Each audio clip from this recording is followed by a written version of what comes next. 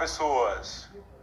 Bem-vindo ao Brasil, no período colonial, no qual nós vamos tratar da escravidão. A escravidão africana, ela muito ligada ao Brasil no período colonial como mão de obra desse sistema mercantilista que os portugueses viviam para abastecer de mercadorias e de lucro, né, o seu monarca. A mão de obra africana, ela foi uma consequência, né, de todo o processo das grandes navegações, e os portugueses então acabaram utilizando esse tipo de trabalho nas colônias do Brasil, né, na colônia brasileira. A escravidão na África, ela não era novidade. As tribos africanas, elas já praticavam a escravidão por questões de trabalho, ou seja, eles utilizavam o serviço de tribos, no qual eles viviam em guerra, ou eles conseguiam aprisionar, e utilizavam então essa mão de obra, esse trabalho, não num caráter mercadológico.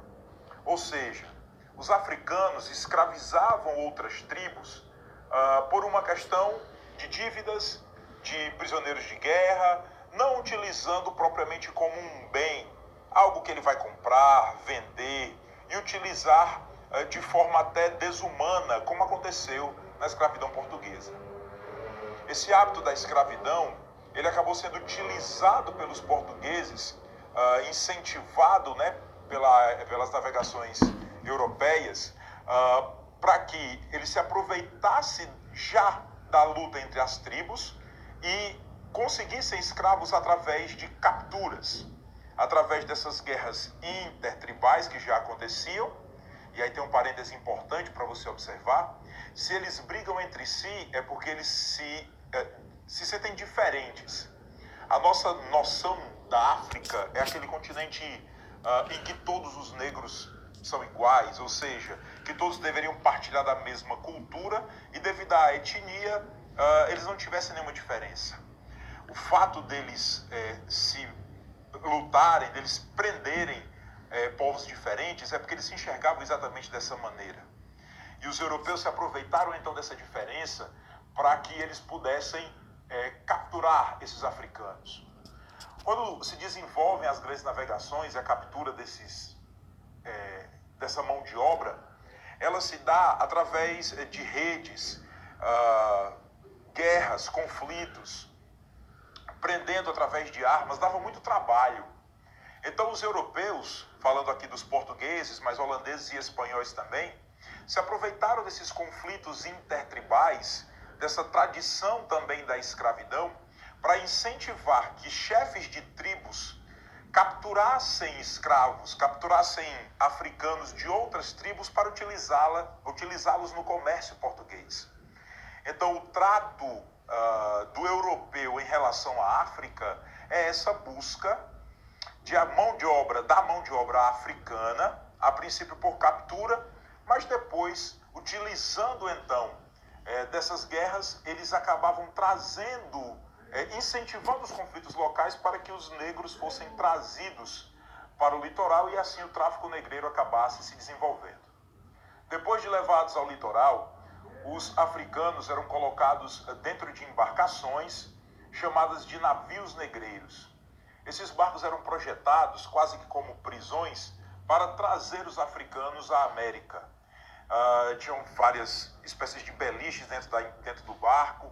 A viagem era amontoada, né? Os africanos ficavam muito próximos uns aos outros. A alimentação era ruim, mistura de carne seca e farinha. Muitos morriam de doença, de infecções, e também acabavam falecendo de uma tristeza dessa viagem, dessa captura, que a gente conhece como banzo. Os navios negreiros, eles acabaram sendo o grande transporte, o grande símbolo dessa prisão, dessa escravidão do africano para a colônia americana, né? No caso, principalmente dos portugueses. Quando essa captura, essa escravidão, ela se intensifica, ela gera impactos no mundo todo. A escravidão, ela, para a Europa, gera lucro, porque os traficantes desse tipo de mão de obra, né, acabam lucrando, porque é muito barato você conseguir o africano.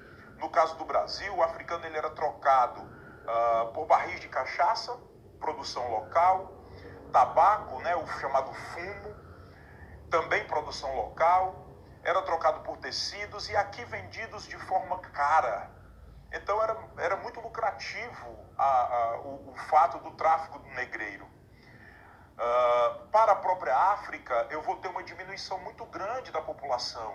A população masculina, principalmente, vai ser muito diminuída. Também mulheres e crianças, né? Você vai ter um desterro, que a gente chama, uma extração de pessoas da África para o mundo. Quase metade desses africanos traficados vieram para o Brasil. Nós temos um número de 5 milhões de pessoas que foram trazidas para cá. E quando a gente fala da própria América, nós temos essa mistura, essa miscigenação que vai acabar acontecendo, utilizado como mão de obra entre os portugueses para a cana-de-açúcar, para o trabalho pesado da cana-de-açúcar, vai servir também como uma das matrizes culturais do Brasil. Juntamente com o português e o indígena, a cultura africana ela vai ser de muita serventia, de muita importância realmente para as raízes culturais do nosso país. Nós podemos citar também aqui na chegada dos africanos a vida deles a partir do momento que eles pisam em solo brasileiro. É de se notar que o desembarque no Brasil ele era bem doloroso. Porque quando os africanos chegavam já nessa condição de escravo, de uma viagem muito pesada, que era a viagem nos navios negreiros, onde boa parte, inclusive, acabava morrendo, tem números de que 10% das pessoas, de 30% a 10% acabavam morrendo nessa viagem.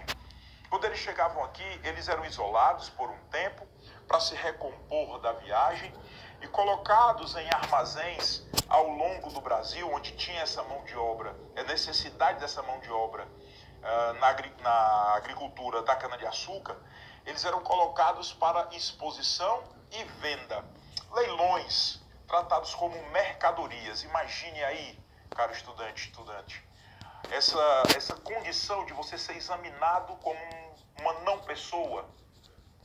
Por isso que a gente costuma dizer, e é importante você observar isso também, que a gente deve falar que o negro foi escravizado, o africano ele foi escravizado, ou seja, o africano ele não é escravo, ele não é escravo de origem, ele foi escravizado por esse processo colonial mercantilista do século XV, do século XVI. E aqui examinado como mercadoria, eles podiam ser vendidos à revelia da família, ou seja, imagine uma família chegando, né, sua família chegando nessa terra assustada como escravos, e aí o marido é vendido para um sítio, a esposa para outro, separado das crianças, porque como os africanos eram vistos como mercadorias, não havia uma questão de sentimento, né, em relação a essas pessoas. E aí o destino era as fazendas de cana-de-açúcar no litoral, ou até mesmo algumas mais no interior, a partir do desenvolvimento da ocupação do território brasileiro. Lá dentro dessas fazendas, o trabalho era árduo.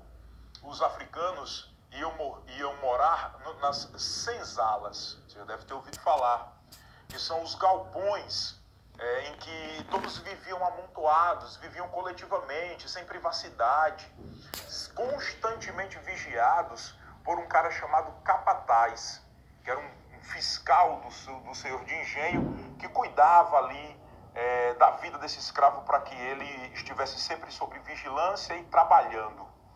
A vida na senzala era uma vida também difícil, porque não havia, né, nenhuma privacidade, uma possibilidade da pessoa, de uma identidade pessoal, vivia ali de forma coletiva, sempre focado e voltado ao trabalho. Um trabalho de sol a sol. O sol nascia, as pessoas iam para a lavoura. O sol se punha, as pessoas retornavam. Diz que a vida útil de um escravo era de 10 anos, numa produção, uma boa produção de 10 anos. Depois ele já ficava cansado, o trabalho era muito pesado. E ainda tinha o fato de que, se os africanos, se no caso o escravo cometesse alguma falta, algum erro, ele iria sofrer pesados castigos no tronco, tendo dentes quebrados, bem machucada, né? As pessoas ficavam. Só não machucavam as mãos e os pés para que eles pudessem continuar trabalhando. A escravidão no Brasil, ela foi iniciada com a escravidão indígena. A primeira escolha de mão de obra foi a indígena, porque o índio já vivia trabalhando ali ao lado do português. Você deve lembrar muito bem quando a gente fala do pau-brasil, né, do escambo. E quando vem a primeira expedição colonizadora, que necessita mudar a mão de obra para essa mão de obra escrava, os índios foram a primeira escolha. Porém, os índios foram muito resistentes à escravidão. Os índios, eles lutaram contra esse tipo de trabalho por uma facilidade muito grande que os africanos não tinham, né? O índio conhecia a sua terra, o índio está em casa. O africano, como a gente já citou, foi desterrado, foi retirado de sua casa. Então o índio, por estar em sua terra, ele se defendeu. Ele lutou contra essa escravidão. O índio também era mais lento no trabalho agrícola. O índio não estava acostumado a plantar, a trabalhar tanto de sol a sol. Já o africano, e aí vem outra curiosidade importante, presta atenção como é interessante, o africano era uma mão de obra especializada. A gente costuma imaginar que o africano, ele foi escravo por ser considerado necessariamente alguém bruto, meio burrão, meio inferior. Mas, na verdade, a mão de obra africana já trabalhava com aço, com a foice, com a enxada. Já sabia minerar, já sabia plantar cana-de-açúcar. Os africanos lá na África eram resistentes às doenças dos espanhóis, e portugueses, coisa que o nosso índio não era. Então era muito mais lucrativo trazer o africano para cá, porque ele era uma mão de obra especializada.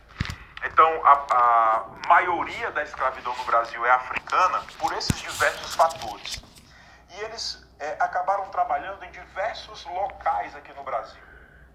Eles vieram para a produção da cana-de-açúcar, trabalhando de sol a sol na extração dessa que foi a economia da nossa colonização.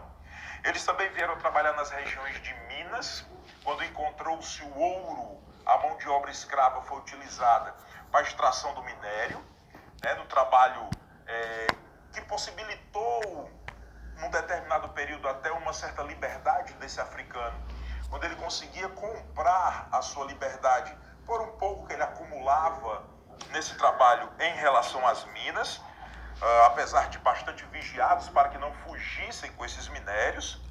E ainda tinha outro tipo de trabalho na cidade, que nós chamamos do escravo de ganho. A produção do engenho, a rapadura, o doce, ela podia ser levada para a cidade e esse africano ou africana, principalmente as mulheres faziam esse serviço, vinham com um tabuleiro de doces e vendia essa mercadoria na cidade. No fim do dia levava, né, o lucro para o senhor de engenho e ele acabava podendo acumular um pouco desse dinheiro. E aí, num determinado momento da história, vamos lembrar que a escravidão no Brasil começa nos primeiros engenhos por volta de 1540 e ela dura até 1888, a gente tem aí 300 anos de escravidão. Mas para o fim desse período, alguns escravos conseguiram acumular dinheiro e comprar a sua própria liberdade. Então, dessa forma, a escravidão ela foi a marca, a base do trabalho do Brasil, né, da forma de trabalhar e de se produzir aqui no país, deixando uma forte marca cultural e também uma forte presença de desigualdade, né, como consequência da própria libertação desse africano e do governo que nunca olhou, vamos dizer assim, pós a abolição, de uma forma de inserir essas figuras na sociedade brasileira. Até a próxima.